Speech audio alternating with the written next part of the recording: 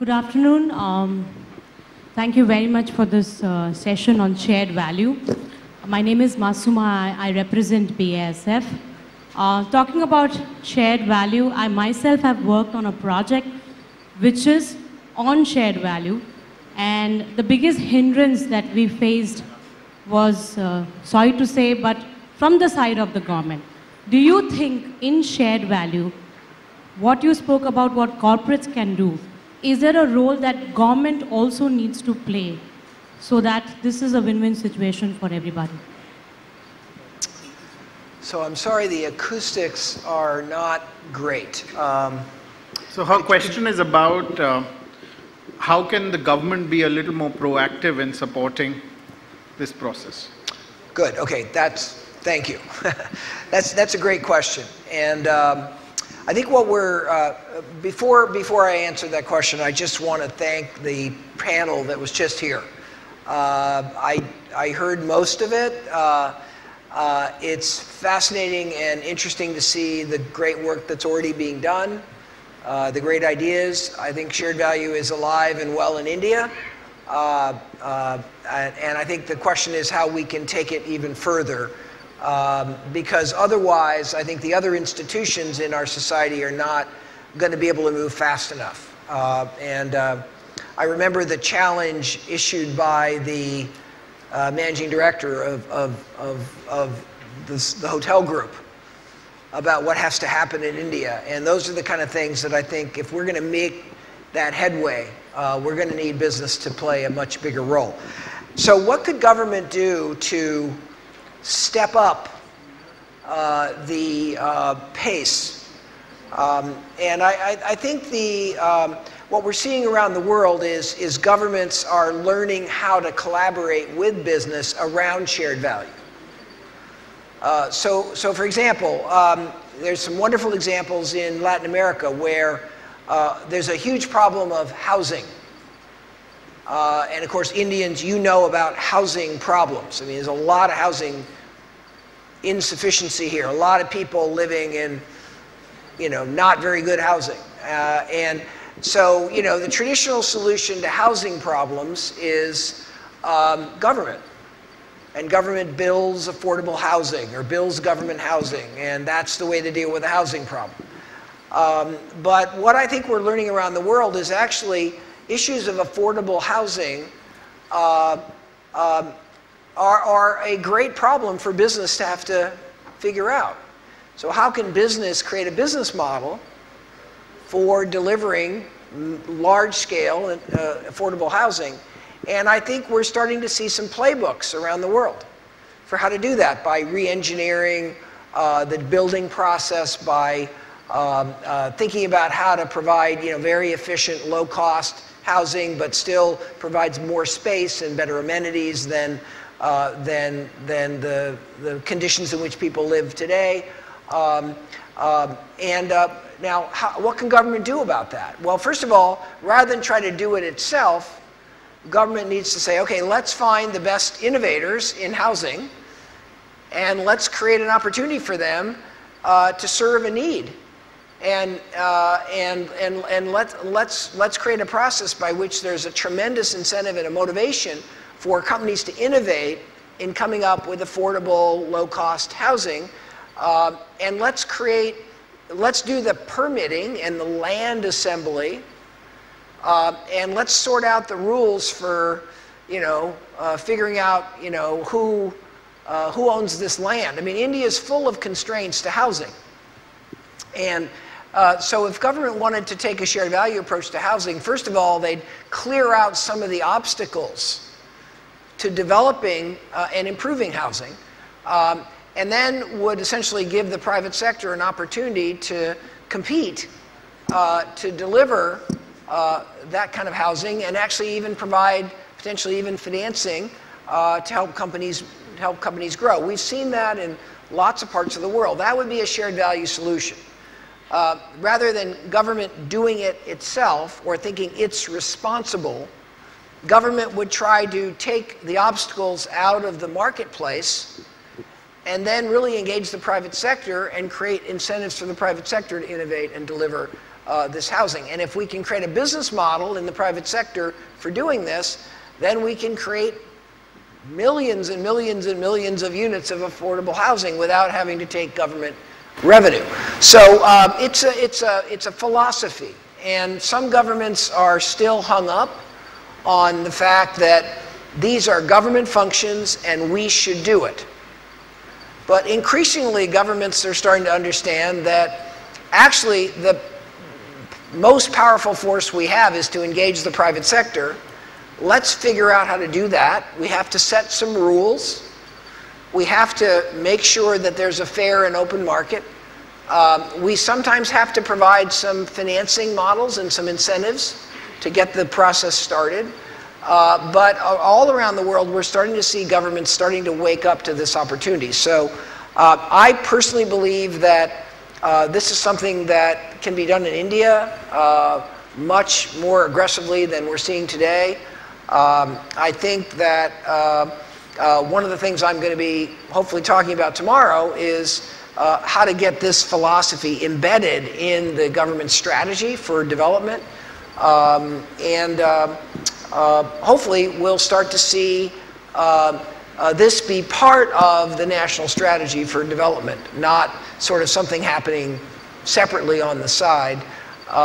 You know, I'm optimistic. I think this government has been willing to take on some very different ways of doing things and, you know, sort of innovating in terms of various policies. And so hopefully we can get this one in play as well. And you know, I said earlier, I was sort of disappointed with the 2% giving rule. Because I thought it was unfortunately focusing companies on pure philanthropy rather than thinking creatively about innovation and shared value. Maybe there's a way to kind of modify that rule in a way that actually encourages the shared value strategies and makes them an alternative to conventional giving. And we could talk, there's a lot of examples I could share with you, but I think there's no reason why government can't actually turbocharge, accelerate shared value movement if it sort of takes some of the steps to open up the opportunity. So thank you for the question. Professor Porter, just aligned to that question, I want to ask a question which a lot of people in this room have raised in the past. What's your view on social progress? Because you're tending to bring it down into that topic when you introduce government and other stakeholders in this debate. Yes, well, you know, this is a question that I could talk about for the rest of the time we have. So let me try to be brief. It's very hard for me, I think we kind of have a pretty clear understanding of economic progress, and we've actually for many years now measured economic success, and I was the co-chair of the Global Competitiveness Report of the World Economic Forum, and we have a good way of measuring how well countries are doing on competitiveness. We obviously measure GDP and GDP per capita growth, and all the metrics on the economy we're pretty good at measuring. Obviously we can do better, but we're pretty good. On the social sector, what I came to believe is that if we want to make large-scale, successful social change, we have to do a better job of defining and measuring what social progress looks like, what it is. And it's obviously very complicated. There's many dimensions. It has to do with health, it has to do with housing, it has to do with the environment, it has to do with inclusion. There's a whole set of dimensions of social progress. But what we found as I looked at the landscape with a team of people, including Michael Green, who is here somewhere, I think, who runs the Social Progress Imperative, which is an organization I'm deeply involved with. What we discovered was that social issues tend to be siloed. We tend to look at the economy sort of as a whole, but social issues tend to be siloed. So there are people that are worried about health, and people that are worried about nutrition, and people that are worried about children, and people that are worried about this, and people that are worried about that. but we had no accepted framework for sort of thinking rigorously about social progress. So because of that problem, with a team of people and an organization now led by Michael Green, we created the Social Progress Index. And this is a comprehensive measurement framework to really identify all the dimensions of social progress, create an intellectual framework for measuring them. And then using that framework actually to judge and benchmark the rate of progress a given society or given region was making in moving towards the kind of society we want to have. The Social Progress Index was launched about 4 or 5 years ago. As of today, we are measuring social progress in 133 countries, including India. The framework includes really 3 fundamental dimensions. One is the degree to which the society is meeting basic human needs. This is things like nutrition, basic medical care, water, sanitation, shelter, and those kind of things. The second dimension is what we call foundations of well-being. This is the infrastructure and foundation we need to allow citizens to improve the quality of their lives and their standard of living, access to knowledge, access to information, health and wellness, environmental quality. And then the third dimension was opportunity. To what extent does a society have a society that allows any citizen, no matter who they are or where they're from, to actually achieve, hopefully, their best in society, to take advantage of whatever their passion is to kind of make the biggest impact in society. That's what we call opportunity.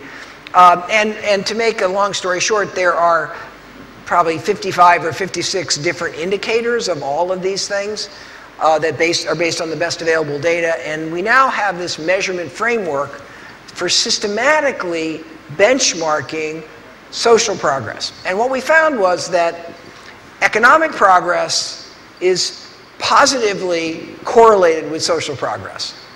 As you build GDP per capita, you have the resources to deal with more and more of these human needs and more the dimensions of a good society. But it's not automatic. And we find some countries that are remarkable in delivering social progress, even much better than you would expect given their economic success. We have other countries that are the opposite, that are quite economically successful, but the progress of the society is lagging. And so we have this kind of global measurement platform that we've been talking about and discussing globally for the last 4 or 5 years. What I'm very excited about is that, of course, measuring social progress you can do at the national level, but actually the real action is actually not national, particularly in a big country like India. Every state's different. Probably every city is different, every region is different, there are different societal issues, there are different priorities.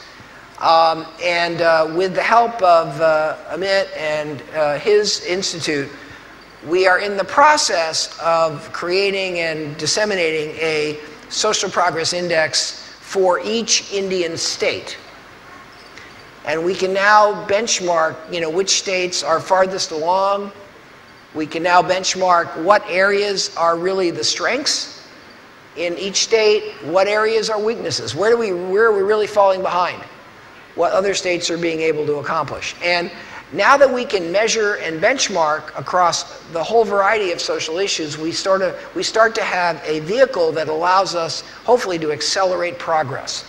And I'm very, very excited that India is going to be one of the leaders in the world of being able to measure social progress really at the state level, hopefully over time at the city level.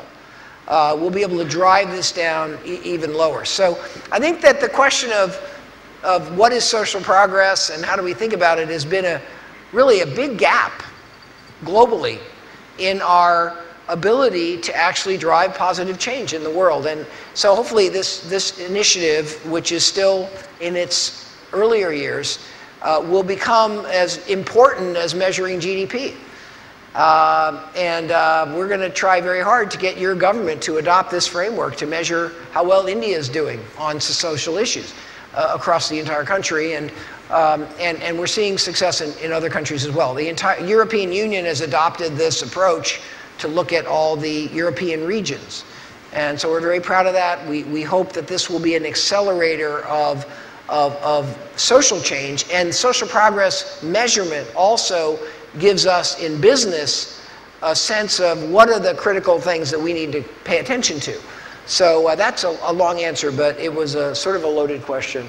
I would encourage all of you to go on the website of the Social Progress Imperative.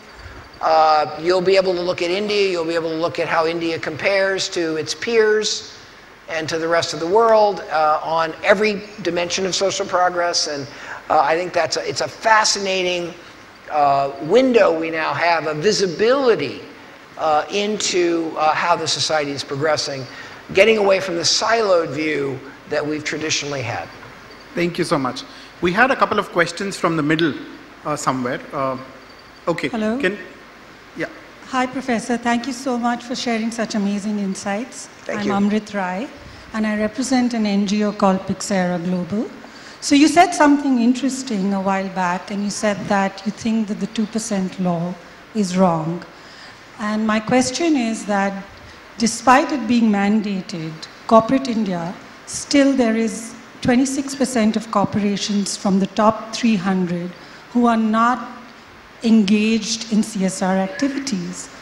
And in a country that so desperately needs, involvement and shared value, do you think that there's another way to achieve this without a law mandating it? People are still not spending, despite there being a law. So do you think there's another way that you could get them engaged to think social?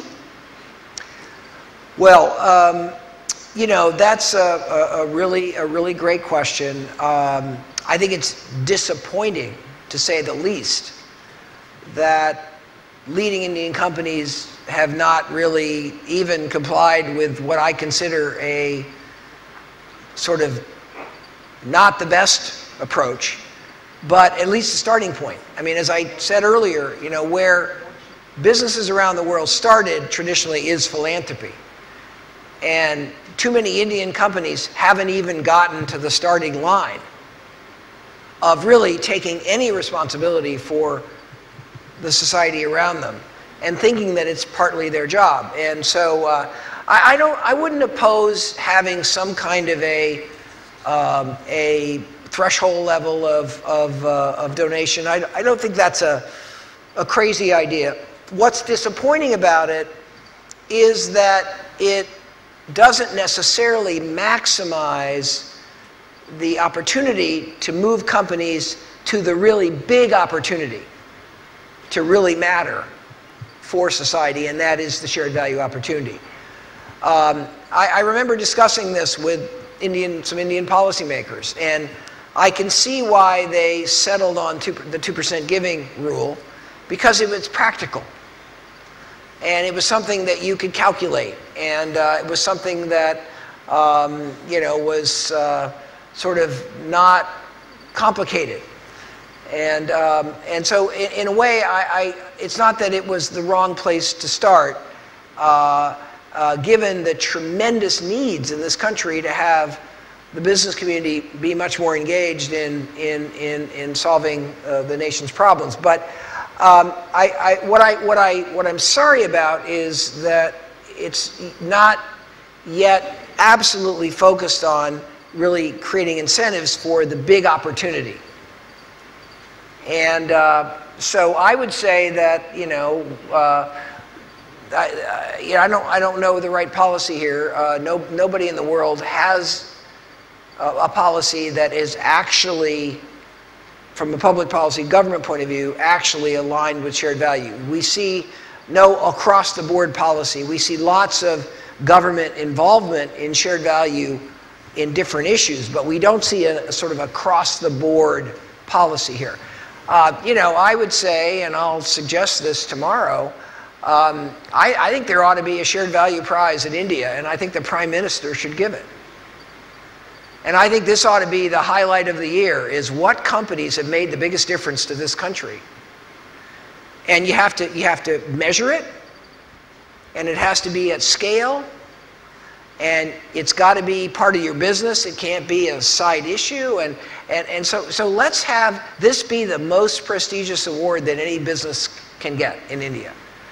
And let's create a whole movement, starting at the state level and working its way up to the national level. Let's create some incentives to be recognized for this. That would be one thing that we could do next year if we wanted to.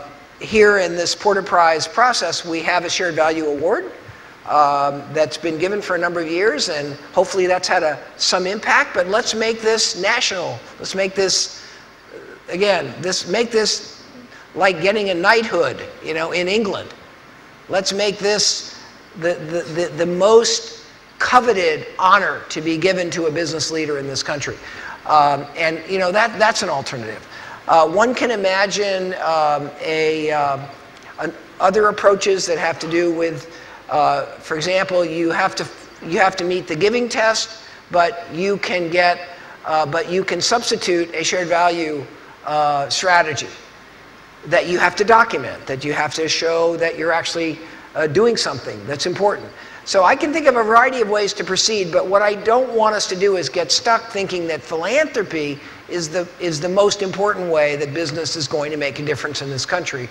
I think we can do so much more than that in business, and our employees will love going to work for a company that's doing this. And our citizens will respect business in a way that they have never respected it before. And, you know, we have too many companies here that have created, you know, a cloud over business because they've taken advantage of special incentives and special deals with government and so forth. Well, we got to change that mindset. We got to get our citizens thinking business is really, one of the premier institutions in society. And so I think we have a whole campaign here, and it's going to take a number of years. And I certainly would love to be part of it.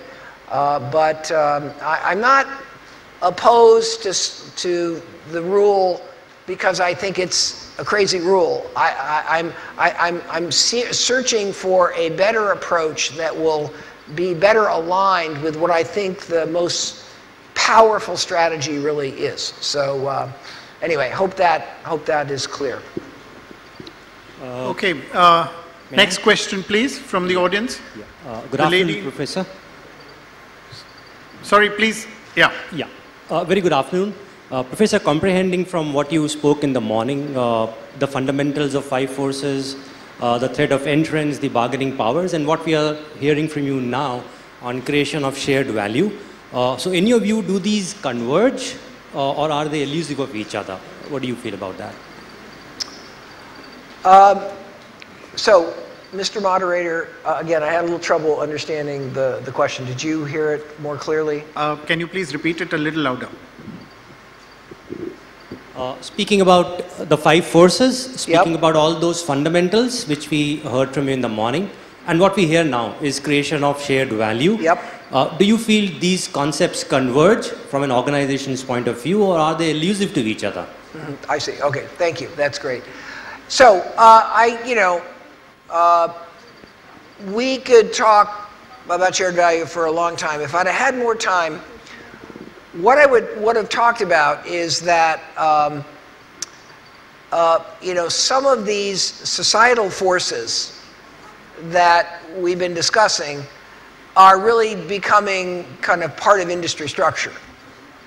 And but more importantly, I think the opportunity to differentiate or to reduce your cost is being fundamentally affected by social opportunities and social issues. And so we believe that really shared value thinking is probably one of the most powerful ways to lead you to a true strategy in this era, that it's creating a lot of new opportunities to position in a more powerful way, to bring down your relative cost position, to differentiate with customers, to open up new needs, to grow the business. So we think that the shared value concept is really unlocking a lot of new opportunities in really the kind of traditional kind of goals and purposes of business. And these are not two different things. They're things that actually converge and reinforce each other. So I hope that was clear. Again, I would encourage all of you, there's a website called sharedvalue.org that's based on the Shared Value initiative that was started 4 or 5 years ago. There's probably 300 or 400 examples of shared value strategies on that website of individual companies, like some of the great examples we heard today. We've done work on shared value in medical devices, in pharma, in insurance, in mining, in industry and sector after sector. Go on there and take a look. You're going to see all kinds of really interesting innovation going on. And all of it was triggered by the idea that let's not just look narrowly at our traditional economic opportunities. Let's open it up a little bit and think about if we actually included nutrition and health and housing and environment and all those other issues that we've talked about. If we included that in our thinking, would that open up more opportunities for creative, new, profitable business strategies that really unlock growth opportunities? It was wonderful to hear the GSK example earlier, just a few moments ago. And here's a company that I think realized that the old style of a pharma company was kind of saturated. And the new style of pharma company opened up opportunities to serve people that had never really had high quality healthcare before. And that the cutting edge in the pharma industry to grow that business has been to create these new shared value models like you heard about. And that, rather than have the traditional high price price in India, where that means you're going to have a very small market, let's really bring down that price and also bring down our cost, hopefully, so that we still make a decent margin. And then let's expand the opportunity dramatically by serving people we've never served before. So I think we find the more we look that there's a synergy here between kind of our traditional frameworks for thinking about business, the concept of strategy, but the tremendous opportunities that many companies have overlooked because they haven't thought about the opportunity in the sort of social arena. They've been focused more narrowly at the traditional economic opportunity, the traditional customers, the traditional needs, rather than this much broader set of needs that we actually face in the world today. So hopefully each of you will be inspired a little bit to sort of think about your business again with your team. And think about where you really can make an impact and where you really touch a critical area of society, and where if the community could do better and the skills of the workforce could be improved, where would it benefit you? That's a new discussion for many companies, and it's a discussion I think you'll be excited to have. I think I would almost guarantee you'll find some really powerful new ideas to make your business better. And at the same time, I think we can move this incredible country to even a higher path of improvement. Okay, last question for Professor Porter before we hit the prize ceremony. Yes, sir. Good afternoon. Can I? Hello, good afternoon. Can I? I can hear two people. Can you please stand up? Yeah. Yes. Can we have one question from the end, please? We've had a lot of questions. Yeah, please. Sir. Yes, please. yes, Professor. Good afternoon. I mean, those have been very insightful presentations. Both, we compliment you for that, Professor. I am D. Das. I head a company called Edsel India Limited, which is from the education sector.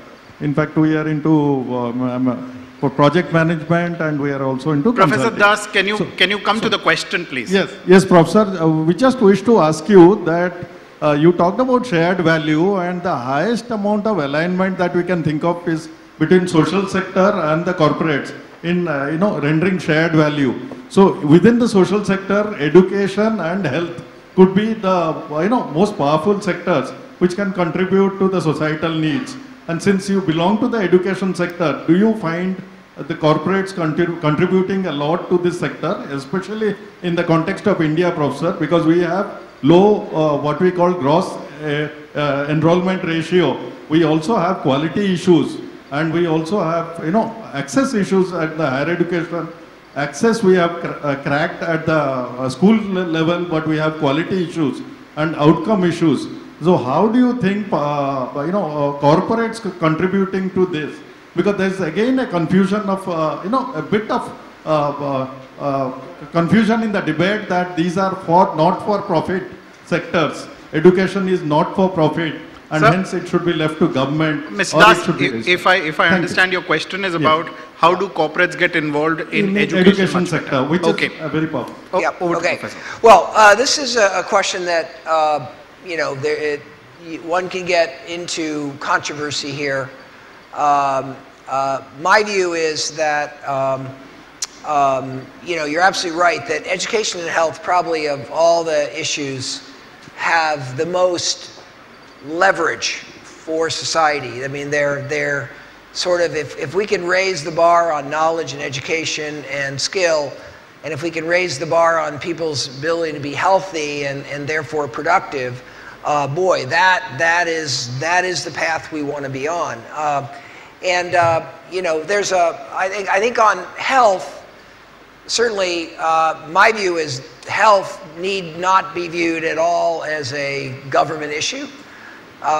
We have for-profit healthcare, we have non-profit healthcare. Our non-profit healthcare institutions, they have to make a profit, otherwise they go out of business. So the idea that non-profit and for-profit in the health sector are different is really sort of artificial. And what we want is we want a lot of competition in healthcare. We want healthcare organizations to be held accountable for quality. And so I think there's a lot of things that government can do to set better rules and measure. But ultimately, I think the private sector and companies can have a profound impact in healthcare, but we have to hold them accountable for delivering good value for the patient. And to do that, there's a lot of measurement and other things that government needs to do to really help make healthcare what it can be. But I believe we need the resources, the investment of the private sector in healthcare. And I think the idea that we should restrict this somehow to government healthcare is probably a missed opportunity. And we're seeing all around the world that government systems struggle for a variety of reasons: unionization, rigidity, politics, and many countries are supplementing their government system with private alternatives, and maybe that's the best of all worlds. You have a government system that's there, it's available, but you also have a private system, and the private system and the government system compete. And hopefully that will expand the opportunity and the quality of healthcare for all the citizens. Education is very emotional. Some people just have a philosophical view that education shouldn't be for profit, shouldn't be private. It should be public. I think that is, I think it's understandable. I think that, private education historically has been more for the elites. It's been expensive. India has this massive need to have education available for all. And, many of the people that need it the most don't have a lot of money. And therefore, the idea that you would let the private sector take over education doesn't sound right, because it's not going to create a universal system. So I think how to introduce the private sector into education is a fascinating question. There's no reason why the private sector couldn't play a role in managing educational delivery systems, basically under contract from the government. So we're seeing that in some countries. The government sets the rules, the government decides, you know, all kids can come. All that stays the same, but ultimately, rather than a government bureaucracy trying to do it, we create the kind of private sector efficiency and focus and incentives to do it well, to do it better, to do it faster, to do it cheaper. So I can see a contracting model where government works with the private sector to actually do some of the delivery. We see in some countries a parallel education system. We see a public system and a private system. We're seeing some tremendous innovation in high quality, low cost education in places like Latin America that is popping up. And it's sort of going alongside of the public system. Public system is there. Anybody that wants to do that can do it. But people that choose can actually have their kids in the public system. Private system, it has to be accredited. It has to meet certain standards for educational quality. So I think we have to innovate a lot in thinking about how to deliver education. And I can tell you, even the United States of America, we're struggling with this. And I think part of the problem is that the public system gets stuck with a lot of complications that have to do with politics and government and unions and ideology and all kinds of stuff. And that complication has meant that our public system in America has just not making good progress, not improving its quality. So we've got to somehow get away from the rigidity and complications of the public system and see if we can add another alternative. But we've got to make sure that that provides access for everybody. We also have to take advantage of modern technology. The digital revolution is allowing us to do certain things in education much better and much faster and much cheaper. I'm not a great advocate of going online for all education. I think the face-to-face model is precious. And you know, young people need to learn to work with each other and learn from a teacher and have a human part of the process, not just go on the computer and, you know, type away at the quizzes. But you know, we're still learning how to do that. So I don't know. This is not my field, and I don't have a whole game plan here. But I do believe that we shouldn't have any rigid notion of this is private and this is public. I think we should be open to new models under appropriate regulation and appropriate guidelines to assure open access. We should be trying different approaches and different models. And we should let the flowers bloom, and hopefully some of the flowers will be very beautiful and spread, and it'll accelerate the improvement of education in this country, in our country, and in other countries. Professor, thank you so much for your time today. It was an excellent session. Ladies and gentlemen, a round of applause for Professor Michael Porter. Thank you so much. Thank you.